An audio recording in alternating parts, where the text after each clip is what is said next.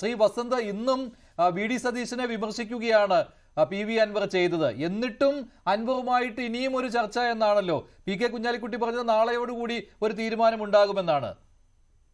അല്ല, നാളെയോടുകൂടി തീരുമാനം ഉണ്ടാകുമെന്ന് പറഞ്ഞത് ശ്രീ മഞ്ജുഷ് നോക്കൂ, നാളെയാണ് UDF-ന്റെ അടുത്ത യോഗം ചേരുന്നത്. ആ യോഗം ചേർന്ന ശേഷമായിരിക്കും UDF-ന് UDF-ന്റെ അഭിപ്രായം പറയാൻ പറ്റുക. നോക്കൂ, വിരട്ടലും വിലപേശലും ഒന്നും വിലപ്പോവാൻ ഇത് LDF-ഓ പിണറായിയോ അല്ല. അൻവർ വിളിച്ചു പറയുന്നത് കേട്ട് പേടിച്ച് ഒരാഴ്ച രണ്ടാഴ്ച കാലം വാർത്താസമ്മേളനം പോലും നടത്താതെ ക്ലിഫ് ഹൗസിനുള്ളിൽ ഒളിച്ചിരിക്കാൻ ഇത് LDF അല്ല, പിണറായി വിജയൻ അല്ല, ഇതിന്റെ പേര് UDF എന്നാണ്. ഇവിടെ പ്രതിപക്ഷ നേതാവുണ്ട്, KPCC അധ്യക്ഷനുണ്ട്, ഈ പാർട്ടിക്ക് വിവിധ നേതാക്കളുണ്ട്. അതുകൊണ്ട് വിരട്ടലും വിലപേശലും ഒന്നും വിലപ്പോകുമെന്ന് ആരും കരുതണ്ട, അൻവറും കരുതണ്ട. ഞങ്ങൾ ക്ലിയർ ആയി പറയുന്നു, ഞങ്ങളുടെ ആവശ്യം എന്ന് പറയുന്നത്, പ്രതിപക്ഷ നേതാവ് അടക്കം ഉള്ള നേതാക്കളുടെ ആവശ്യം എന്ന് പറയുന്നത് വളരെ ജെനുവിനാണ്. കാര്യം, ഒരു ഉപതെരഞ്ഞെടുപ്പിലേക്ക് പോകുന്നു.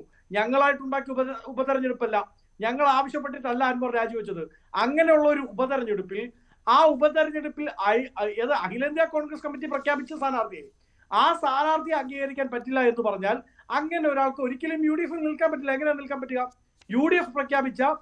UDF യോഗം ചേർന്ന് കോൺഗ്രസിനെ ഉത്തരവാദിത്വപ്പെടുത്തി കോൺഗ്രസിന്റെ PCC അധ്യക്ഷനും CLP ലീഡറും ചേർന്ന് തീരുമാനിച്ച് കോൺഗ്രസ് ഹൈക്കമാൻഡിന് കൈമാറി കോൺഗ്രസിന്റെ അഖിലേന്ത്യാ അധ്യക്ഷൻ നേരിട്ട് പ്രഖ്യാപിച്ച ഒരു സ്ഥാനാർത്ഥിയെ അംഗീകരിക്കാനാവാത്ത ഒരാളെ എങ്ങനെയാണ് UDF-ൽ ഉൾപ്പെടുത്താൻ സാധിക്കുക? അതുകൊണ്ട് പറ്റില്ല.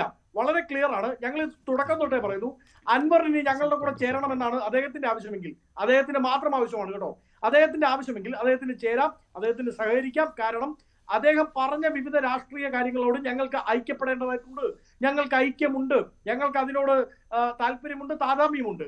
പക്ഷേ അത് ഞങ്ങളുടെ കൂടെ ചേർന്നു എന്നാണ് പറയാൻ അദ്ദേഹം താല്പര്യപ്പെടുന്നതെങ്കിൽ, കാര്യം അദ്ദേഹം പറഞ്ഞ കാര്യങ്ങൾ ഇതിനു മുമ്പ് തന്നെ ഞങ്ങൾ പറഞ്ഞിരുന്നതാണ്.